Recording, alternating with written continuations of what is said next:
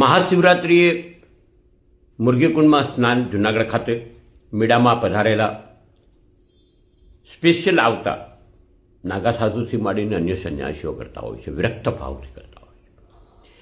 આ જ જગ્યાએ એક જે પોતે સતત જુદા જુદા મીડિયાની અંદર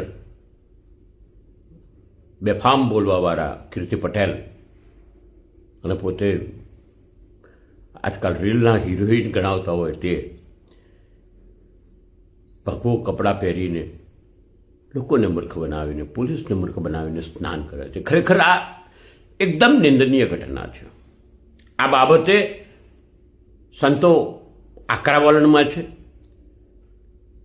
આજે એ બાબતે જૂનાગઢના સંતો બેસશે અને નિર્ણય કરશે શું પગલાં લેવા, પણ કાયદાકીય પગલાં લેવા જ જોઈએ. ક્ષમ્ય નથી આ ગુનો. લોકોની ભાવના સાથે ખેલવાડ છે, સંતોની પવિત્રતા સાથેનો ખેલવાડ છે. કારણ કે અમારી જે પરંપરા છે, આદિકાળથી ચાલતી આવતી પરંપરા છે, મુરગીકુંડમાં સ્નાન કરવું સંતોનું એક અલગ મહત્ત્વ છે.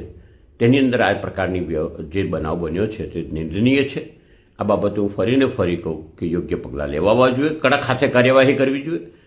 એમના નાટક અહીંયા નહીં ચલાવવા દેવા.